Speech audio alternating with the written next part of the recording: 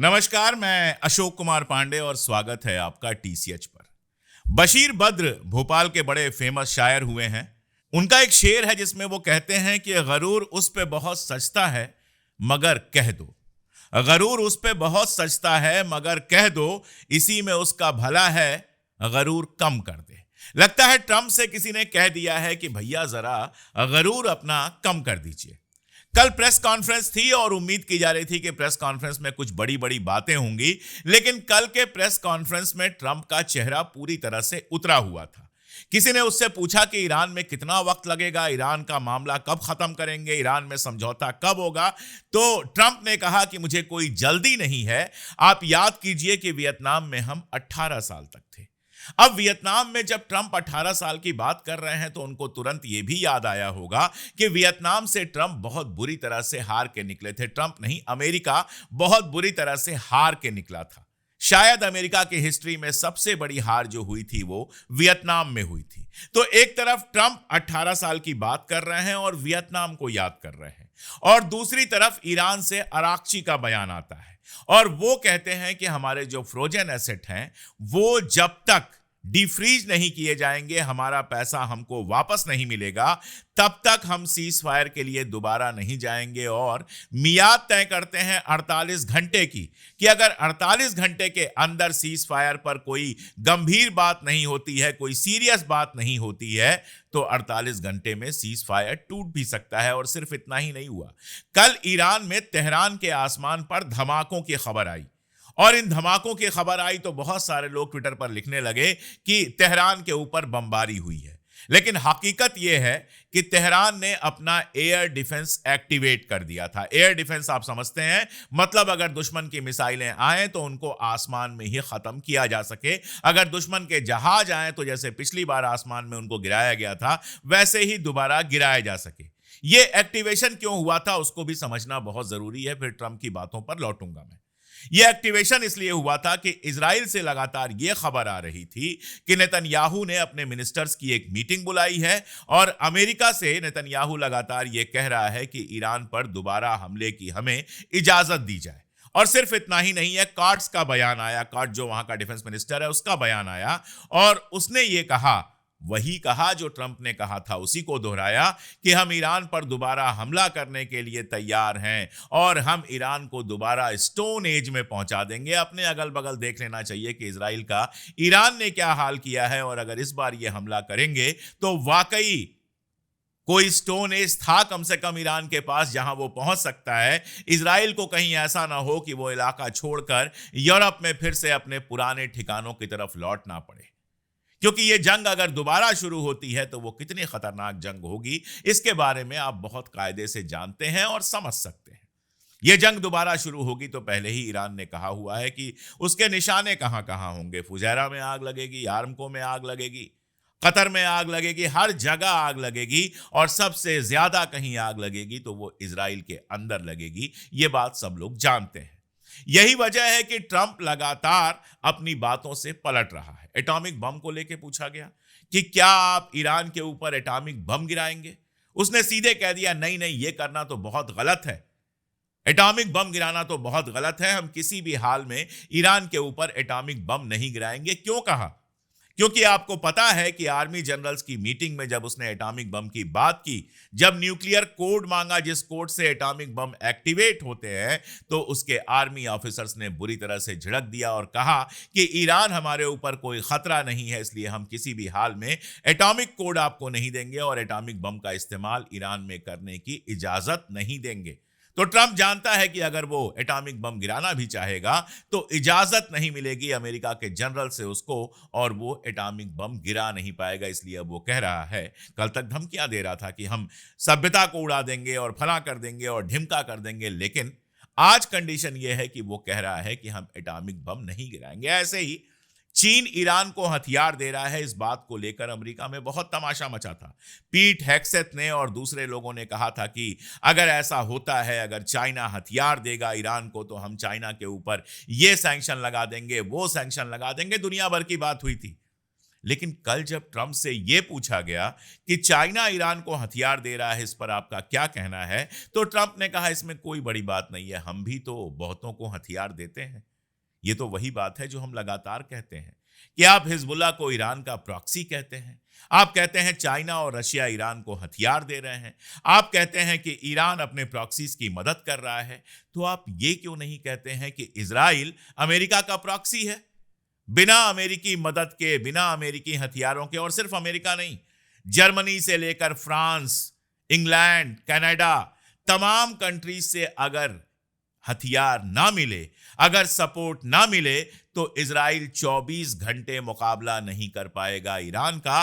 पिछली 12 रोजा जंग में हमने देखा था कि 10 दिन बीतते बीतते इजराइल का क्या हाल हुआ था और कैसे वो अमेरिका के सामने एकदम जमीन पर पसरा हुआ था कि प्लीज आओ और हमको बचाओ, और अमेरिका के आने के बाद ही वो जंग खत्म हुई थी। तो अगर ईरान को चाइना और रशिया दे रहे हैं हथियार और इससे किसी को दिक्कत है, तो फिर इजराइल को जो सारी दुनिया हथियार पहुंचा रही है, हिंदुस्तान से भी हथियार पहुंचते हैं, उस पर दिक्कत क्यों नहीं है? ये एक बड़ा सवाल है जिस पर सोचना चाहिए। खैर, कल इस सवाल का जवाब खुद ट्रंप ने दे दिया जब उसने कहा कि अगर चाइना ईरान को हथियार पहुंचा रहा है तो हमें क्यों दिक्कत होनी चाहिए, आखिर हम भी तो तमाम मुल्कों को हथियार पहुंचाते हैं। असल में सारा मामला जो टिका हुआ है वो अमेरिका की नाकाबंदी पर टिका हुआ है। ये बात मैं पहले भी कर चुका हूं और इस पर भी ट्रंप ने कल एक बात की जिससे समझ में आता है कि बातचीत क्यों टूटी। दरअसल इस्लामाबाद में जब ईरान और अमेरिका दोनों थे, वहां पर जेडी वांस भी था और यहां से कालीबाफ भी गए हुए थे, आराक्ची भी गए हुए थे, तो जो बातचीत हो रही थी उससे जेडी वांस लगभग भागा था और यह बात लग रही थी कि कोई मैसेज उसको ऐसा मिला जिसके बाद उसको लगा कि अब बातचीत नहीं हो सकती। कालीबाफ, आराक्ची और उनकी टीम पूरी तैयारी करके गए थे। उनको मालूम था कि किस पर झुकना है और किस पर अड़ जाना है, और उन्होंने स्ट्रेट ऑफ होर्मुज के कंट्रोल का फार्मूला दिया था और यह कहा था कि स्ट्रेट ऑफ होर्मुज में हम टॉल वसूलेंगे लेकिन जहाजें सबकी जाने देंगे, जहाज नहीं रोकेंगे तो दुनिया में सप्लाई चेन डिस्टर्ब नहीं होगी। यह बात ईरान ने कही थी और शायद नेतन्याहू को यह मंजूर नहीं था, क्योंकि साफ साफ ईरान ने कहा था कि सारी दुनिया के हम जहाज जाने देंगे, हम अमेरिका के जहाज भी जाने देंगे, लेकिन इजराइल का जहाज पैसे देने के बावजूद यहां से गुजरने नहीं देंगे। अब इस पर प्रेशर बनाकर अमेरिका इतना करवा सकता था कि भाई इजराइल से पैसा ले लो लेकिन उसकी जहाज गुजरने दो। अब यह इजराइल के लिए बहुत बड़ी बेइज्जती होती कि ईरान को पैसा देकर स्ट्रेट ऑफ होर्मुज में से उसके जहाज गुजरें, और इसी मुद्दे पर बातचीत टूट गई। ये बात मैं क्यों कह रहा हूं? क्योंकि कल ट्रंप ने यह कहा कि हम तो तैयार थे, हमने सारा कुछ कर लिया था, डील होने वाली थी, लेकिन ईरान ने जो प्रपोजल दिया था उससे स्ट्रेट ऑफ होर्मुज से उसको ईरान को रोज की 500 मिलियन की कमाई होती, और मैं ये नहीं चाहता था कि ईरान को कमाई हो। जबकि आप देखिए ट्रंप पहले भी कह चुका है कि उस कमाई में हम कुछ बंटवारा कर लेंगे, दोनों मिलकर कंट्रोल कर लेंगे, कमाई में उसको कोई दिक्कत नहीं है। वो तो कल ये कहता है जब उससे इनसाइडर ट्रेडिंग के बारे में पूछा गया, जिस पर मैं लगातार बात करता रहा हूं कि उसके बयान जो आते हैं वो बाजार के लिए आते हैं, कुछ लोगों को पता होता है क्या बयान आने हैं और उसके बयान के हिसाब से वो पहले ही शेयर खरीद या बेच लेते हैं, जिससे उनको अरबों खरबों का फायदा होता है। ये बात हम पहले ही कह रहे हैं, बीबीसी बाकायदा इस पर एक शो कर चुका है। और कल जब उससे पूछा गया कि जो इनसाइडर ट्रेडिंग हो रही है वो क्या है और उस पर आप क्या कहेंगे, तो उसने कहा था कि दुनिया तो एक जुआ घर है, दुनिया एक कसीनो है। नहीं, ऐसी बात नहीं है। उसने पूछा कि आप क्या इस बात को नहीं मानते हो कि दुनिया एक कसीनो है? एक खबर और मैं आपको बता दूं जो सुनकर आप अपना सर पकड़ लेंगे। मादुरो को जिस तरह से उठाया गया आप लोगों को पता है, वो कहानियां दुनिया भर में अब सबको पता है, लेकिन एक नई कहानी सामने आई है। मादुरो को उठाने के लिए जिन सैनिकों को भेजा गया था उनमें से एक ने सट्टा बाजार में यह सट्टा लगाया था कि मादुरो को उठाया जाएगा, और यह सट्टा लगाकर, चूंकि वो उस टीम में था जो मादुरो को उठाने जा रहा था, तो जाहिर तौर पर उसको पता था क्या होने वाला है। तो ये जो उसने सट्टा लगाया, उस सट्टे में उसको लाखों का फायदा हुआ था। यानी आर्मी के अंदर के लोग भी सट्टा लगा रहे हैं, सरकार के अंदर के लोग भी सट्टा लगा रहे हैं, पीटर हेग्सेट भी कमा रहे हैं और सारे लोग कमा रहे हैं। तो अगर अमेरिका में सब कमा रहे हैं और अगर अमेरिका में दुनिया को जुआ घर समझा जा रहा है, कसीनो समझा जा रहा है, तो फिर अगर ईरान स्ट्रेट ऑफ होर्मुज से पैसे कमाता है तो किसी को क्या दिक्कत होनी चाहिए? ट्रंप को भी कोई दिक्कत नहीं होगी। असल दिक्कत जो है वो नेतन्याहू को है। वो जानता है कि ये जो मिलियंस ऑफ डॉलर ईरान कमाएगा उससे ईरान की इकोनॉमिक कंडीशन शानदार हो जाएगी, वहां जो महंगाई और बाकी दिक्कतें हैं वो खत्म हो जाएंगी और उसके बाद मोसाद और सीआईए के एजेंट्स के लिए सरकार के खिलाफ लोगों को भड़काना मुश्किल हो जाएगा और साथ में इस पैसे के एक हिस्से का इस्तेमाल मिसाइलें बनाने में, एयर डिफेंस बनाने में, नेवल फोर्सेस बनाने में किया जाएगा और इजराइल के लिए ईरान पर हमला करना मुश्किल होता जाएगा। इसलिए नेतन्याहू ने फोन करके, जो खबर आई थी कि वांस लगातार नेतन्याहू को फोन कर रहा था, अब यह बताया जा रहा है कि कम से कम 4 बार उसने फोन किया था जो 22 घंटे की बातचीत हुई थी उसके अंदर। तो नेतन्याहू को यह नहीं पसंद होगा कि ईरान स्ट्रेट ऑफ होर्मुज से पैसे वसूल पाए, लेकिन ईरान तो स्ट्रेट ऑफ होर्मुज से पैसे वसूल रहा है। अब तक आनाकानी हो रही थी, कल तो साफ खबर आ गई कि ईरान न केवल पैसे वसूल रहा है बल्कि रियाल में वसूल रहा है, न डॉलर में न युआन में। उसने सिस्टम बना लिया है, जहाजें जो गुजरेंगी उन जहाजों से वो पैसे वसूलेगा और वो रियाल में वसूलेगा। और स्ट्रेट ऑफ होर्मुज पैसे देकर सबके लिए खुली है, सिर्फ इजराइल के लिए नहीं खुली है। वो अगर पैसे भी देगा तो भी इजराइल की जहाज नहीं जाने दी जाएगी। तो ट्रंप के सारे नाटक के बावजूद, नेतन्याहू की सारी परेशानी के बावजूद स्ट्रेट ऑफ होर्मुज पर कंट्रोल तो पूरी तरह से ईरान का ही है। आप कहेंगे कि अमेरिका ने जो नाकाबंदी लगाई है उसका क्या? तो अमेरिका का अखबार रिपोर्ट कर रहा है कि उस नाकाबंदी के बावजूद 34 जहाजें निकल चुकी हैं उसमें। तो उस नाकाबंदी में कितने छेद हैं आप अच्छी तरह से जानते हैं। स्ट्रेट ऑफ होर्मुज बहुत पतला है, 21 माइल के आसपास का, लेकिन उसके अगल बगल नक्शे में आप देखेंगे तो आप देखेंगे बहुत बड़ा समंदर है जिसको इस तरह से कंट्रोल कर पाना मुश्किल नहीं है। और आप जानते हैं कि अब भी स्ट्रेट ऑफ होर्मुज के अंदर ईरान जिन जहाजों को चाह रहा है निकलने दे रहा है और जिन जहाजों को नहीं चाह रहा है उनको ब्लॉक कर दे रहा है, उनको पूरी तरह से कैप्चर कर ले रहा है। और कल आपने ये चीज देखी है, कल बाकायदा ईरान ने वीडियो जारी किया था, हमने भी दिखाया था कि किस तरह से 2 टैंकर्स को उसने जब्त किया है।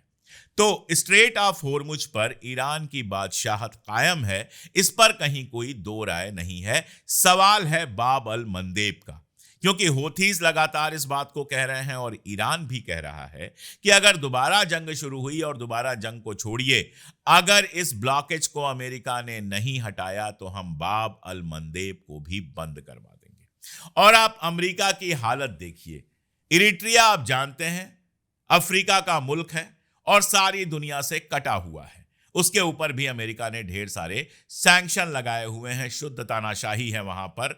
वहां बाहर के लोगों का जाना भी बहुत मुश्किल है और जो तानाशाही है वो ऐसी है कि वहां ना आपको डॉलर मिलेगा, ना एटीएम मिलेगा, ना ट्विटर मिलेगा, ना फेसबुक मिलेगा, ना यूट्यूब मिलेगा। वो पूरी तरह से एक बंद देश है, आप कह सकते हैं पूरी तरह से एक बंद इकॉनमी है, जिसके साथ अमेरिका ने लगभग अपने रिश्ते तोड़े हुए थे। अब ये कहा जा रहा है, खबरें ये आ रही हैं कि अमेरिका इरिट्रिया से दोबारा रिश्ते बनाने की कोशिश कर रहा है, सैंक्शन हटाने की कोशिश कर रहा है, उनको मनाने की, हाथ पांव जोड़ने की कोशिश कर रहा है। क्यों समझने के लिए नक्शा देखिए।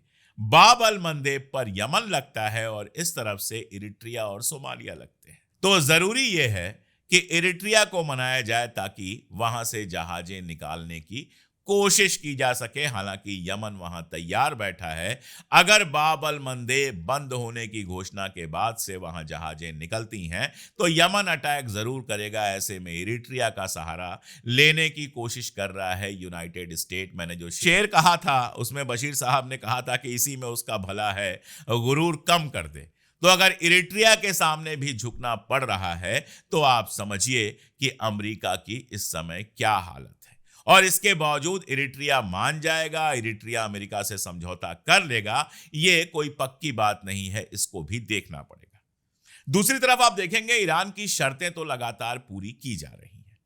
यहां जरूर लगी हुई है नाकाबंदी, लेकिन लेबनान में सीज फायर के लिए लगातार कोशिश हो रही थी और अब कहा जा रहा है, और बल्कि कहा क्या जा रहा है, पक्की खबर है कि लेबनान में सीज फायर 3 हफ्ते के लिए बढ़ा दिया गया है। यह शर्त थी ईरान की और इस शर्त को अमेरिका मान रहा है। असल में सारा मामला स्ट्रेट ऑफ होर्मुज पर टिका हुआ है और ईरान की जिद है कि स्ट्रेट ऑफ होर्मुज पर बादशाहत तो हमारी ही चलेगी। ट्रंप इंतजार कर रहे हैं, ट्रिगर पर उंगलियां दोनों तरफ हैं, लेकिन ट्रंप के ऊपर भारी दबाव है कि इस जंग से बाहर निकलिए।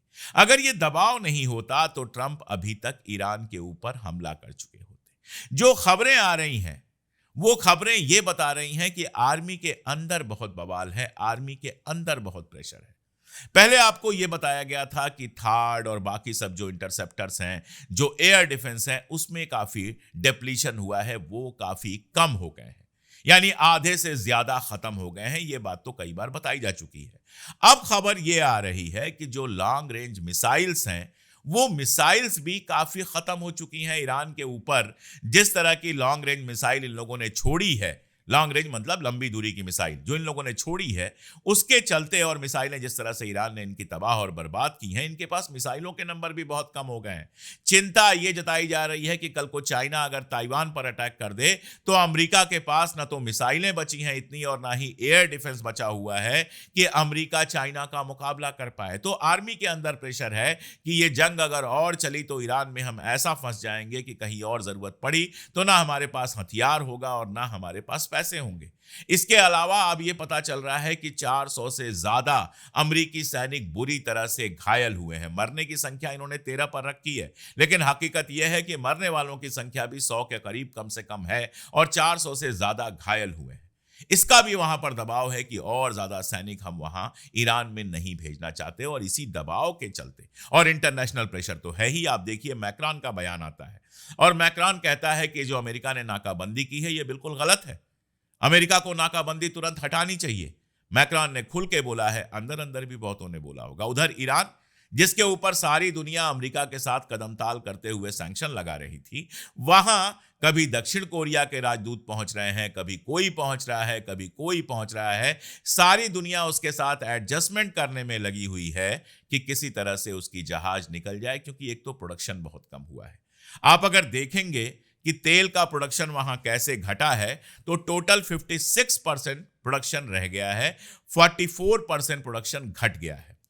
अगर आप देखेंगे तो इराक में केवल 18% प्रोडक्शन रह गया है, यानी 82% प्रोडक्शन इराक का कम हो गया है, 75% प्रोडक्शन कुवैत का कम हो गया है और कतर की बात करेंगे तो वहां भी 75% प्रोडक्शन कम हो गया है। केवल ओमान इकलौता देश है जिसने ईरान के साथ रिश्ते अच्छे रखे हैं, वहां ऑयल प्रोडक्शन बढ़ा है, बाकी हर जगह ऑयल प्रोडक्शन कम हो गया है।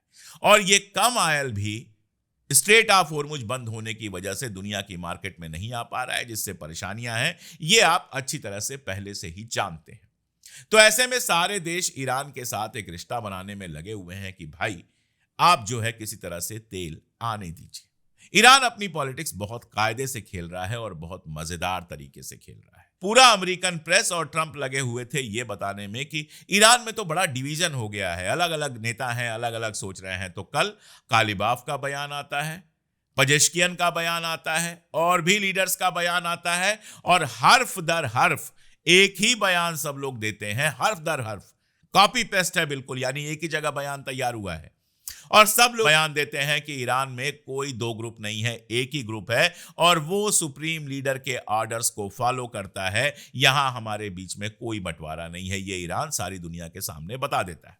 ये लोग पहले कह रहे थे कि शायद मुस्तफा खामनेई साहब मारे गए हैं, अब ये कह रहे हैं कि मुस्तफा खामनेई इतने बीमार हैं कि IRGC चला रही है।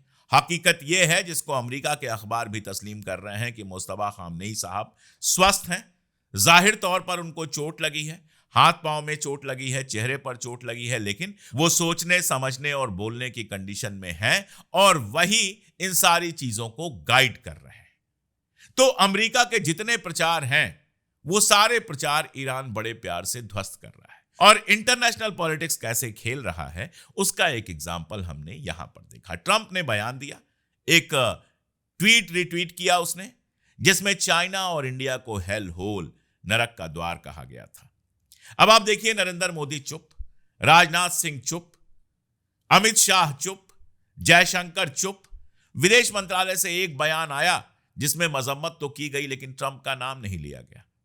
और उसी समय आप देखते हैं कि चाहे वो हैदराबाद में ईरान की एम्बेसी हो, चाहे मुंबई में ईरान की एम्बेसी हो, वो हिंदुस्तान की ये शानदार तस्वीरें लगाती है, हिंदुस्तान के बारे में शानदार एक वीडियो बनाती है, कहती है मुंबई तो बेहद खूबसूरत है ही, लेकिन जब आप दक्षिण की तरफ जाते हैं, साउथ की तरफ जाते हैं, तो लगता है ये एक अलग ही दुनिया है और अमेरिका क्या जाने सभ्यता क्या होती है, वगैरह वगैरह। और कहते हैं कि असली हेल होल जो है वो तो अमेरिका में ही है। यानी हिंदुस्तान में बैठकर हिंदुस्तानियों का दिल किस तरह से जीत रही है ईरानी एम्बेसी, आप इस ट्वीट को देखकर समझ सकते हैं। इसको पढ़ने के बाद सबको लगा कि प्रधानमंत्री को यह कहना चाहिए था, झालमुड़ी खाते हैं अच्छी बात है, लेकिन यह कहना चाहिए था अमेरिका के बारे में, ट्रंप को ऐसा जवाब देना चाहिए था, होम मिनिस्टर को कहना चाहिए था, जयशंकर को कहना चाहिए था, हमारी गोदी मीडिया को कहना चाहिए था, जो ये नहीं कह पाए, जो कहने की हिम्मत इनके अंदर नहीं थी, वो ईरान की एम्बेसी ने करके दिखाया। आप सोचिएगा क्या शानदार इन्होंने एक परसेप्शन बिल्ड किया है। इस तरह से ये इंटरनेशनल पॉलिटिक्स खेल रहे हैं, अपनी सॉफ्ट पावर को बढ़ा रहे हैं। और वैसे अगर देखें तो दुनिया बड़े मजेदार मरहले पे है। रशिया कहता है हम ईरान और अमेरिका के बीच समझौता चाहते हैं, खुद 4 साल से यूक्रेन से लड़ रहा है।